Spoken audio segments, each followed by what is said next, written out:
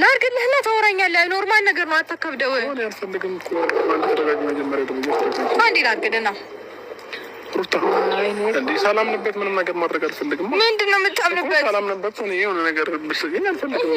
ለማመን እኮ ምንም የሚያስፈልገው ነገር ተቀባይነት የትላርገው የምትይው ደግሞ ሽጠሽ ምንም ለሌላቸው እሺ በቃ ይኸውልህ ችግር የለውም። በቃ እሺ አንተ ማድረግ አትፈልግ ምንም አታድርገው፣ ግን ደግሞ በቃ እሺ ተቀበለኝና አትሊስት ራስህ ጋር አስቀምጠው። ለምን ማላረገው ከሆነ እኔ ጋር ለምን ማስቀመጥ ለምን ይጠቅመኛል? ካልቻልክም በቃ ቤት አስቀምጠው። ኦልሬዲ አንዴ ከአንገቴ ስለወጣ አይሻልም? ትንሽ ግራ ስለገባኝ ነው። መጀመሪያ አንገት ላይ ባታደርገው ቤት አስቀምጠው። እንዴ ሩታ ኪስ ውስጥ ላስገባለን ኮሚኒኬሽንና ራስሽ ጋር የሚያት ትችላለሽ። ያው ሲቀጥል ደግሞ እኔ ላይ ሳይሆን አንቺ ላይ ነው የሚያምር። አንቺ ላድርግልሽ? አይ እኔ ላድርግልሽ? አይ ይቅርብኝ። አይ እኔ ራሴ ያደርገዋለሁ። በቃ ምን አለበት እሺ ብትለኝ? እውነት ኖርማል ነው እኮ ነው። ትንሽ ነው ሲግደረዳ ነው እንጂ እኮ ይሄን ልብ ከጅሎታል እና ላድርግልህ ከምር በመጀመሪያ ደረጃ ሩታ እና በጣም ስለተጫንሽኝ ነው። በቃ ወረደ ስለተጫንሽኝ ነው። እኔ ደግሞ የማልፈልገውን ነገር አልፈልግም ነው እንዴ በግዳጅ እንትን የሚለኝ የለም አይደለ?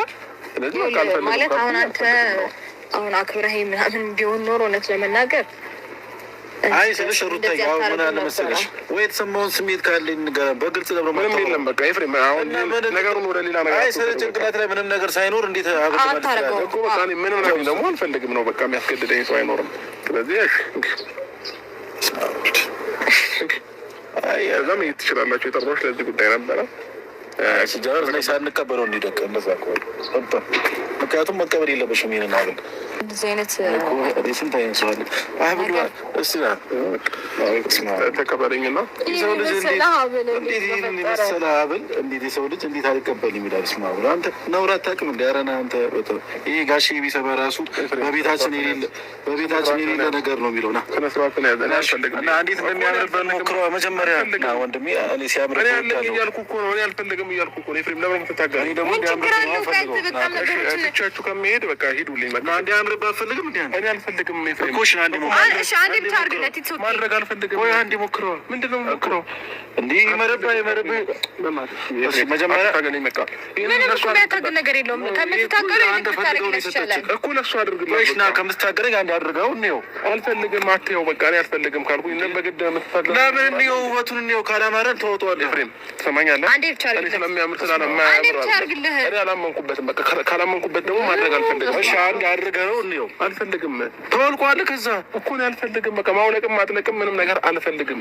እንደውም ትታገለኝ ምን ችግር አለው? ኤፍሬም በቃ ሰማኛለህ? ከዚህ በላይ እኔ ካንተ ጋር መከራከር አልፈልግም። በቃ የሰው ልጅ ነው ያብል ተሰጥቶት አላደርግም ሲል አንተም ብቻ ላይ እኮ ከምበጣጥሰው ወይ ከምጠላው ኤፍሬም ለምን ሰው አታከብርም ነው አታከብርም? ከማክበር ካለማክበር ጋር ይገናኝ። እኔ እያወራሁ ያለሁት ነገር በደንብ ይገናኛል።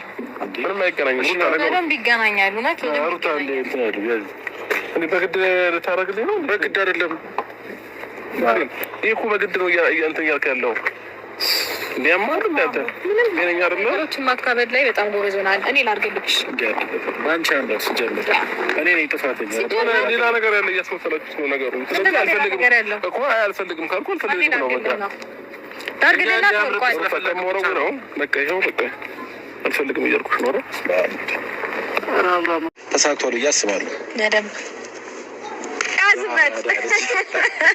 እንችላለን። ሲጀመርኛ እንችላለን። በጣም ደስ ሞራል ሊሆናችሁ ነው።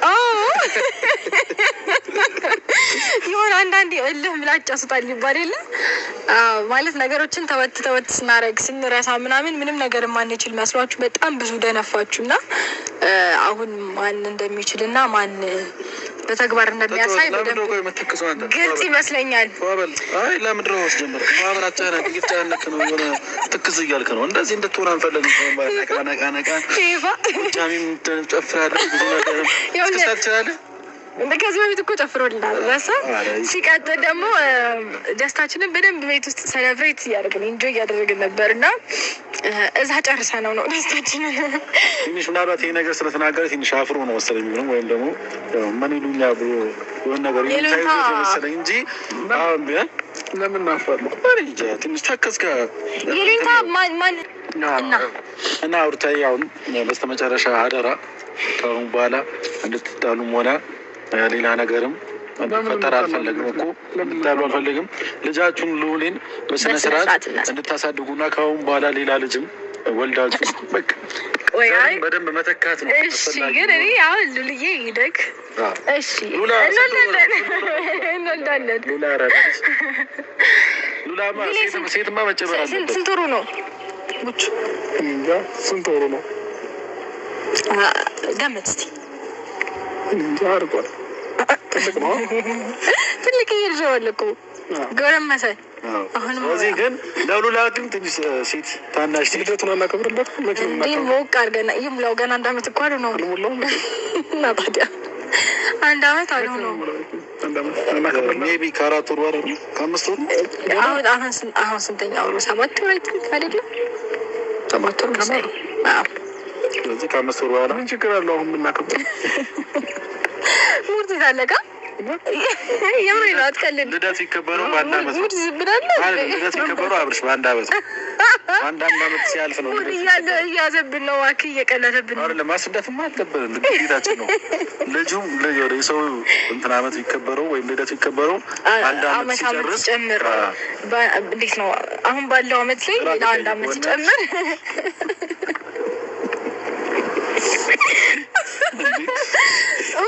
አሁን ለምን እናከብርለት? አንተን የሚያስደስት ከሆነ እናከብርለታለን። የምር እናክብርለት እንዴ? ነገሩ ለሉላ ምን እንከበርለት ችግር የለውም። የምር የሚያስደስታል። ነገ እናክብርለት። ለሉላ ደስ የሚል እኮ ነው። 1 አመት ሳይሆን ይከበርለት ነው። የዓለማችን ብቸኛው ልጅ ሉሌ ነው። በ7 ወሩ ልደት የተከበረለት ይችላል። ጀመር ሉሌ ችሎ ነው።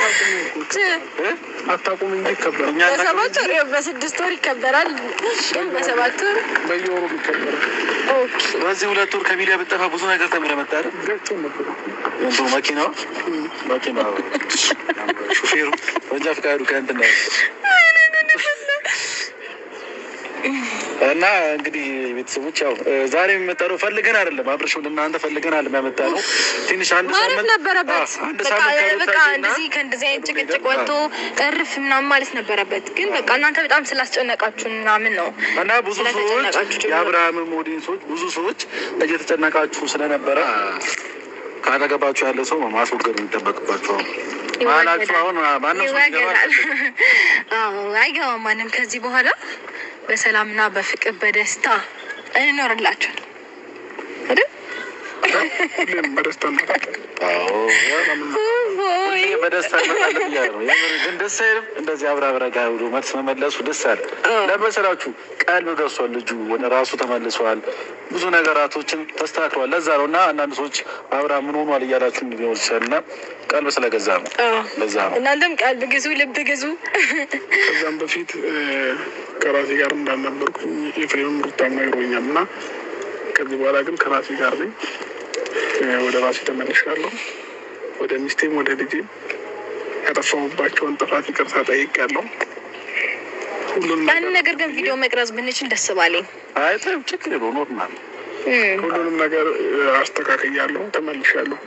በቃ ዋናው ሁሉም ነገር ተስተካክሎ ሩታዬ እናንተ አንድ መሆናቸው ነው። ሌላው ትርፍ ነው።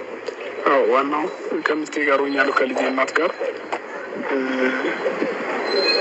ከዚህ በፊት ያው ብዙ ነገሮች ተፈጥሮ መሰለኝ ፍሬም የነገረኝ የለም።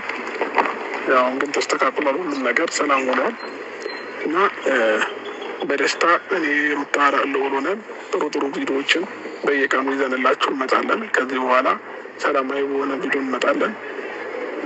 እንዳስከፋዋት ነግራኝ ነበር። ለእሱ ደግሞ እናንተንም ካስከፋው በጣም ይቅርታ እና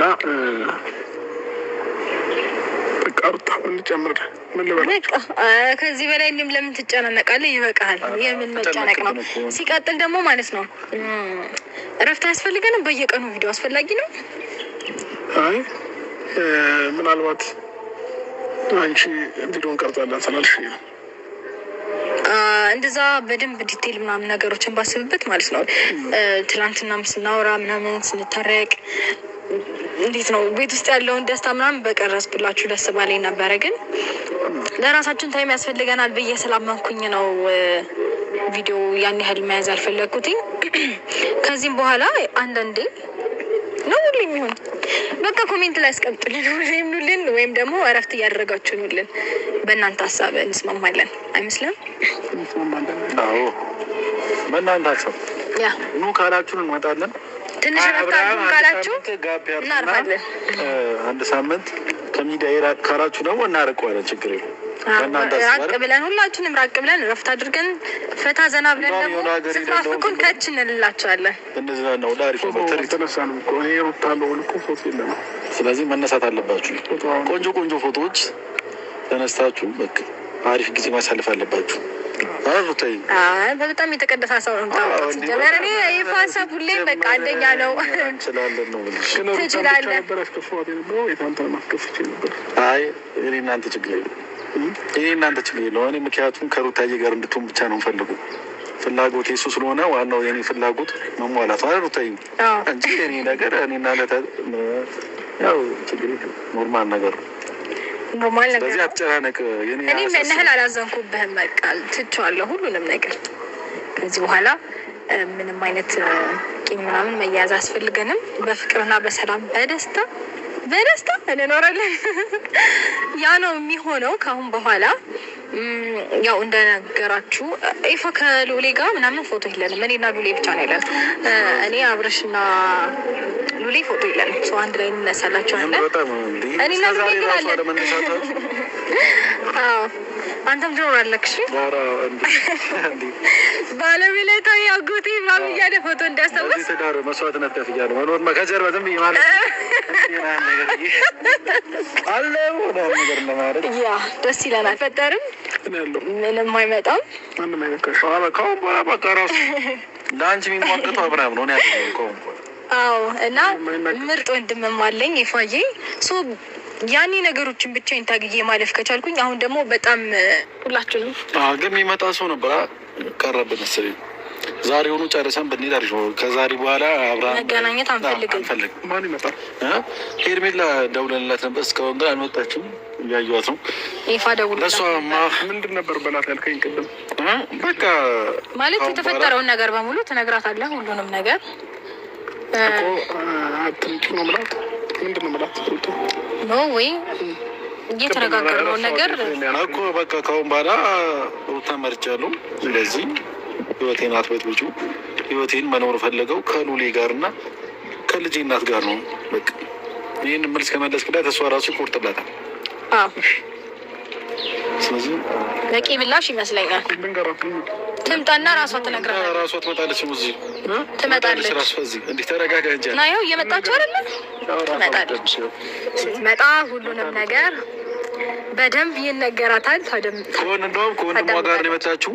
ወንድሟ መስማት ነበረበት ይሄ ነገር። ስለዚህ አሪፍ ነው። እንኳን መጡ ከወንድሟ ጋር እኮ ምን ለእሱም ልንገረው። እሷ ነች አሁን እኛ ህይወት ውስጥ በጣም ነገሮችን ልትፈጥር የምትችል ነው መናገር የሚጠበቅብህ። ስለዚህ ለእሷ ነው ሁሉንም ነገር የምንነግራት። ለምን ወንድሟን ይዛው እንደመጣች አላውቅም። ብቻ ግን እንነግራታለን። በጋርድነት ነው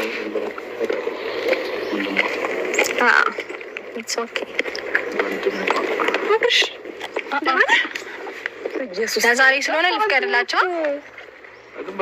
ለዛሬ ስለሆነ ይፋ ስልክ ማታነሳው ዳንክን ይፍቀዱ። የኔ ፍቅር እንኳን ተይው። በኋላ የኔ ፍቅር የኔ ምናምን የኔ የሚለው ቃል ከነ ሲጀመር አያስፈልግም። ስልክ አላነሳም ማለት ተረጋጊ። መጀመሪያ ደረጃ ደህና ነው። አላወራሁትም። በደንብ ሰላም ልበለው። እሱ ስለማይፈልግ በቂ ነው። ከዚህ በላይ ማውራቱ አስፈላጊ ስልክ እኮ አላነሳም አልከኝ። ምን ገጥሞ ነው? በእግዚአብሔር ቻፕስቲክ ደግሞ ለጠፍ። ምንድን ነው እየተፈጠረ ያለው? ከሰው ጋር እያደረክን ያለው አብርሃም እያደረክን ያለው ማለት ሚስቱ እኮ ነው። እያደረገ ያለውን ነገር እንግዲህ አይተሻል። ስለዚህ ከዚህ በኋላ ማለት ነው ሁሉንም ነገር ልንነግርሽ ነው ዛሬ የጠራንሽ።